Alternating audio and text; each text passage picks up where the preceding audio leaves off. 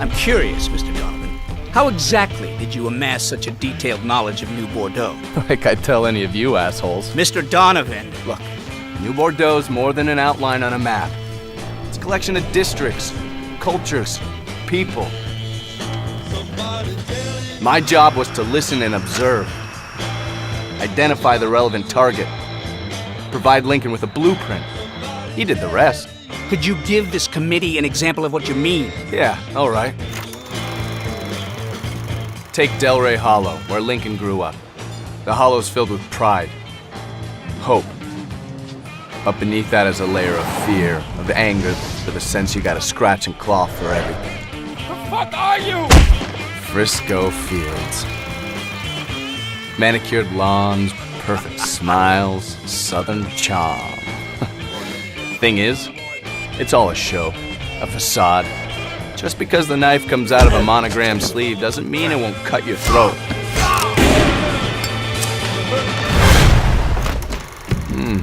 The French Ward. Home to every fantasy and perversion you can imagine. But if you're not careful, those appetites will come back around on you. Be the very thing that kills you. Bayou Phantom. It's beautiful down there. Serene even.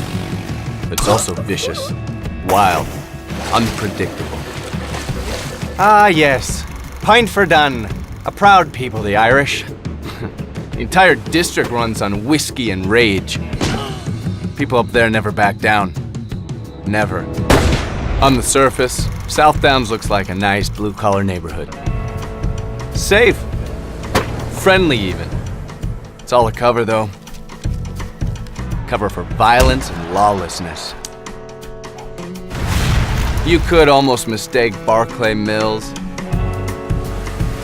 Tikva Harbor for normal American industrial zones. But in order to do that, you'd have to ignore all the brutality and workplace accidents. Downtown, the prosperous heart of the city. Concrete, steel, the wheels of government, and greasing the whole thing is an endless stream of graft and corruption. Then there's River Row. Whole damn district's just one never-ending knife fight. This is all very poetic, Mr. Donovan, but it doesn't explain How Lincoln Clay took down the entire city in the summer of '68. He did it by mastering the one thing everyone in New Bordeaux understands.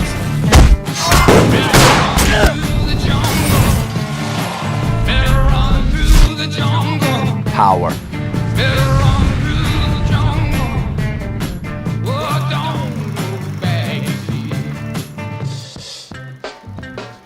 I understand that Lincoln Clay's action was the result of a vendetta against Sal Marcano. But why did the pursuit of that vengeance lead Mr. Clay to unleash violence and destruction throughout the entire city? But Senator, that's the beautiful part. Sal owned New Bordeaux, so Lincoln could treat the whole city as one giant target. Men with power like Sal Marcano, they think they're untouchable. I don't have it in me to feel shame for the things I've done. Never have. What they don't want is for you to start picking at the loose threads at the edge of their empire. Disrupting the drug market from the street up. Robbing back alley heroin dealers in the hollow. Or shooting up the PCP labs tucked among the high society in Frisco Fields. They damn sure don't want you infiltrating their safe houses and extracting valuable information from their low-life lieutenants. Say you want a doctor, then you better tell me something worth hearing. They tend to get annoyed when you start hunting two-bit pimps through the French Ward one by one. Terrorizing old Uncle Lou Marcano's well-paying Johns, and grinding the flesh trade in the city's bordellos to a crawl. Came in and killed everybody. They definitely don't want you to keep pulling the thread till you're shooting up the casino boat that chugs through that muddy bayou. I want you to send a message to your brother. Pull enough thread and the whole operation starts to fall apart. Should've saved a bullet or two. You muscle in on Enzo Conti, interdict all that lost cargo that fell off the car in a train yard somewhere in Barclay Mills, the guns, the cars, the human beings. You choke off every single black market pipeline that keeps the Marcano empire afloat. Lincoln Clay. Lincoln Clay. Every lowlife ball of piss in this city smells blood in the water. My blood. Then, and this is the absolute last thing they want, is for you to start building your own thing on the same spot where you tore theirs down. Once it's in our hands, I'll decide who gets to run the day-to-day. Men with power like Sal Marcano never understand how quickly they can lose it.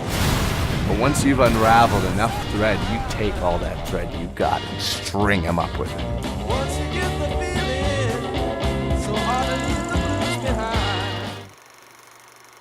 And the weapons, the tools Mr. Clay used to terrorize the citizens of New Bordeaux, I suppose you furnished him with those as well. Actually, no. Don't get me wrong, Senator. I would have given him any gun, knife, or bomb he asked for. What can I do for you, Lincoln Clay? But like I've said, Lincoln never had trouble finding a weapon. And just how does he accomplish that? Help me kill Sal Marcano. For most of that summer, one of his underbosses, Cassandra, she ran the Haitian gang, looped him into a sweet little arms smuggling ring she had going. That kept him squared away. There are stashes of guns hidden in this city. Full-service operation. They aim to please. Pistols, rifles, shotguns, ammo, you name it. It was all black market gear, of course. I mean, this was a real arsenal. If the VC had been this well provisioned at Lagrange, the whole damn war might have turned out different. Extended clips, perfectly tuned sights, hollow points, silencers. By the time Lincoln finished tinkering with the firearm, it was a precision instrument of death. Nothing like this had ever happened before. Lincoln wanted to terrify the mob. He wanted them to know he was going to kill every last one of them. Then, Jesus, then when Burke came on board, things really kicked up another level.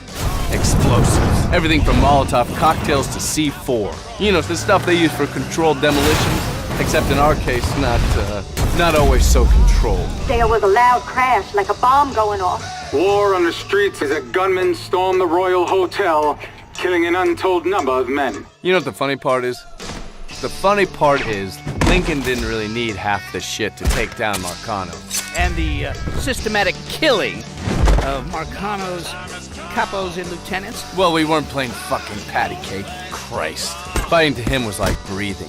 I've seen him bring a whole VC unit to its knees using nothing but his knife. I've seen him take apart an armored encampment from the canopy with a single-scoped combat rifle. Put a rocket launcher in the hands of a man like that, and those poor bastards never stood a chance. Even back in Laos when we were running guns. Hell, almost from the moment he stepped off the chopper, I remember thinking to myself, this man has a talent for violence.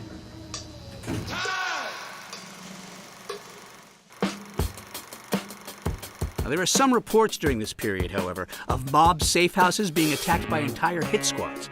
Other reports have certain individuals, sometimes even entire operations, simply vanishing as if they were never there. Now, one soldier, no matter how skilled, simply is not capable. Enough, Senator. It's like you people haven't heard a word I've said. Lincoln played it smart, always. I need to look at our options. Come up with a plan. If the best play was to silently neutralize all the muscle in a joint, well, he was more than proficient in the art of the covert takedown. Hell, sometimes he even left a few breathing to have a chat with them later. I don't know anything. Let me tell you, Senator, the biggest weapon isn't worth a damn if the other guy can take it away from you before you even know he's there. If the smart move was to trade blows, make examples out of a few guys, and no one did public and brutal like Lincoln Clay. The last place in the world you'd want to be is in a fist fight with that man. It didn't matter how hard you hit him. He never, ever stopped moving forward. Muscle alone doesn't make you ruthless. You have to be willing to bite and claw and scrape and do what no one else will do to stay alive. Imagine being trapped in a dark room and there's no way out. And every fear, every nightmare you ever had is in that room with you. And there's no escape from any of it. If you were vulnerable to being surgically picked apart from a distance, then no amount of guards would keep Lincoln from staying low, probing for weakness, and finding the perfect sightline. If the situation was less subtle, then he could go in guns blazing. You've never seen shock and awe like that, gentlemen. An olive green angel of death. The Truth is, to his enemies, Lincoln Clay was a walking nightmare. He could hurt Sal Marcano and his crew in 100 different ways. One thing we do agree on, Senator, no matter how it happened, all that really matters about any fight is how it ends.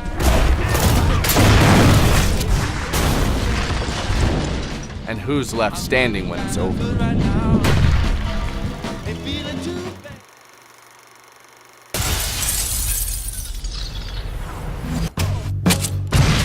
By the time Lincoln finally faced off with Sal Marcano, he had effectively undermined Sal's whole network. New Bordeaux belonged to Lincoln. As soon as he broke Marcano's hold on a district, he transferred power to one of his underbosses. I'll decide who gets to run the day-to-day. Like I said, Cassandra ran guns. She was Lincoln's main arms dealer. She could also lean on a few operators at the telephone exchange. Cassandra told me to reach out. I certainly appreciate some help with the phones. Whatever you need, consider it done. One call from Lincoln would cut communications for a whole neighborhood. Forget about calling in reinforcements or reporting on his movements. Once he got organized, he had Thomas Burke set up a service that delivered him a vehicle from his private fleet whenever he needed them. Anywhere in the city, day or night. It was like an armada. A couple of my guys been keeping tabs on him. You should talk to them. Vito Scaletta was one of the most connected gangsters in the crew, so he became sort of a mob administrator. You want me to keep going? You got 9 more! When Lincoln needed backup muscle, one of Scaletta's hit squads was never far away. He also had connections to an underground doctor who gave Lincoln whatever he needed to patch himself up. The thing about Vito was he was old school Mafia. Guys like that don't take orders from some punk who's not even in the family. We got rules. Not my fucking problem that you people don't understand it. It's one of the great things about Lincoln Clay, though. He could line even the most unlikely of allies. God damn, don't you want a man like that on your side? It worked in Vietnam, and it definitely worked in New Bordeaux. If Mr. Clay had such grave misgivings about his associates, why enlist their help in the first place? You're still not getting it. It was never just about killing Marcano. It was about hurting him first. Lincoln wanted to take his legacy apart piece by piece. Tear down everything he'd ever worked for. He wanted him to understand that with all his money and all his muscle and his influence, there was nothing he could do to stop it. Lincoln had a significant impact. He did what the Bureau wouldn't or couldn't do. He finished them. Then somewhere along the line, Lincoln realized something you still can't seem to grasp. The best way to take down an empire, to make sure it stays down, is to build another empire right on top of it. New Bordeaux belongs to me. Ain't nobody left to stand in my way.